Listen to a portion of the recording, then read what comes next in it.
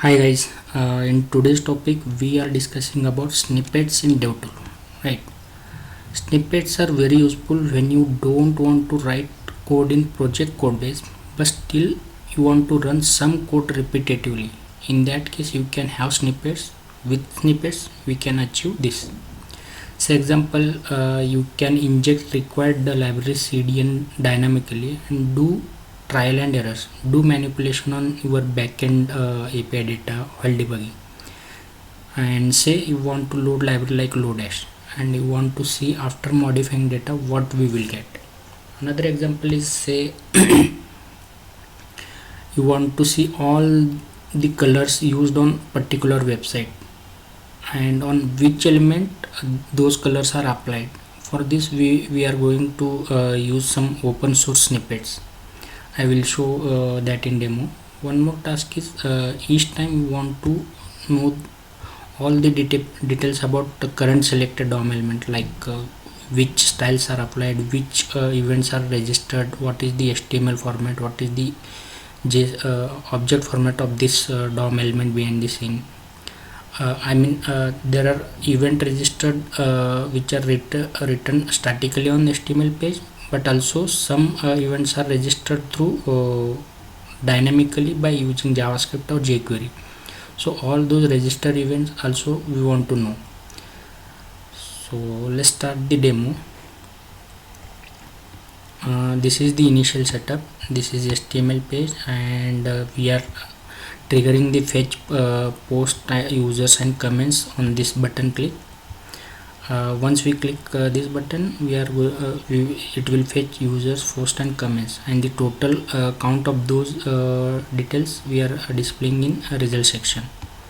So if you see the JavaScript part, initially we are clearing all the count and fetching the users, post and comments, and after resolving all the promises, we are displaying the total length, which means count on this section. So today I am going to show you 2-3 snippets. So to use snippet, we have to open the Devtool by pressing Ctrl+Shift+I, or by any way from menu or Command+Shift+I on Mac. So if you see, I have written, first go to your sources panel, and initially I think you will be on page menu. Click on this double arrow and click on snippets. You will have empty panel here. So you can add a new snippet by clicking this new snippet, and you can add whatever code you want to write in this, say snippet 5, right? And once you save by Ctrl S, you can run selected snippet by Ctrl Enter or by pressing this. If you now go to see this is snippet 5. Okay, so you can add, edit, rename, update, delete, whatever you can do with all the operation CRUD operation snippet. So I am going to remove this. So first snippet we are going to see is all colors. This is available open source in GitHub. Once you do the Google search, you will get this all color snippet. So once I run this, and also to run the any snippet, you can do Control P, which opens the command palette, press exclamatory, and you will get all the available snippets. And to run any snippet, you just need to click see this green dot, means you have run the snippet.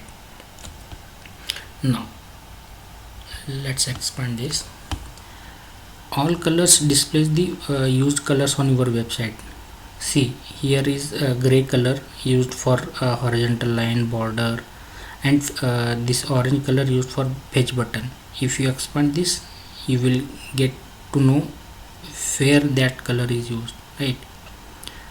If you want to see this, so this is a snippet, all color snippet. Let's move to the next snippet. Clear the console, go to sources panel and element data. So basically what this snippet will show you, whenever you have selected, say you want to know details about this button, which styles events are registered and what is the object structure of that element.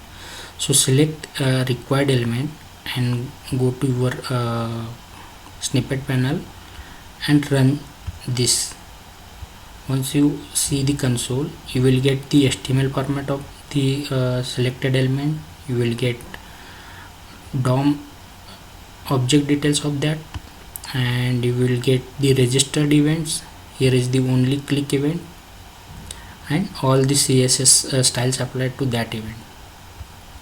Right now, what is the purpose of using snippet? You can run repetitively without writing any code in your code base, right?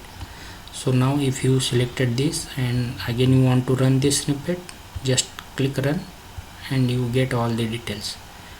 If you see, there are 0 events, no events registered for the h4 element, and all the objects and object structure, HTML element, and the code is like this. We can display any HTML by using $0, object details as percent object, get event listeners for this is the global function by which by executing this you get all the registered events for that element. Computed style gives all the styles for that element. Next is, let's go close these also, and dynamic library. Say you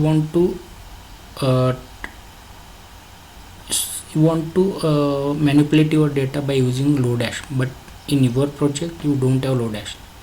Instead of installing that package in your project, you can directly run this snippet which adds this script tag in your HTML page, and you can directly use Lodash library.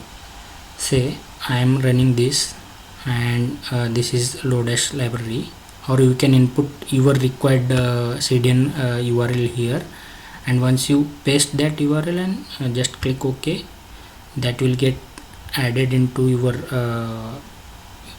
website. See this, and now on console you can directly use Lodash.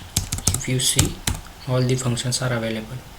If I do add, say 1,1, 2, easy, right? So now go to sources again. Let's use more productively that loaded library while debugging your project code base. What I mean to say is, as we have seen, we are requesting to post user and comments, but we want to see which users have posted how many, which user have how many post, and in each post how many comments this user did. So basically grouping the post and comments group user wise. For that I have written some basic script. After loading Lodash, you can loop through the users object, users array, and you can group through post and comments and attach those posts and comments to the user. So this is without installing any extra package in your project. So let's run this. First go to your website, and as data, users and post are local variables here, so I am applying the breakpoint. I am pausing the execution here, so these variables will get available in this snippet. As snippets are running dynamically, so we will get user, post, those local variables at this control flow. So I am running this. If you see, all the post requests are done, and we have users, post and comments. So same variables will get available here, users, here is post and comments, and we want to attach individual post and comments to the individual users. So now as the execution is stopped here, we want to run this snippet by just control enter. Now all the group wise user wise data is stored in the mapped user. If you go to console and run this mapped user, see, now we have user, post, and in each post all the comments done by the user. Is right? Before that, if you see here in data, we are only having user. There is no post, no comments attached to the data, right? See, no post and no data. But if you go to this mapped user, now we have manipulated that user's data, and we have attached all the posts and comments related to each user, each individual user. This is all possible with snippets, and we can use snippets without injecting that code in our code base. So yeah, thank you for your time.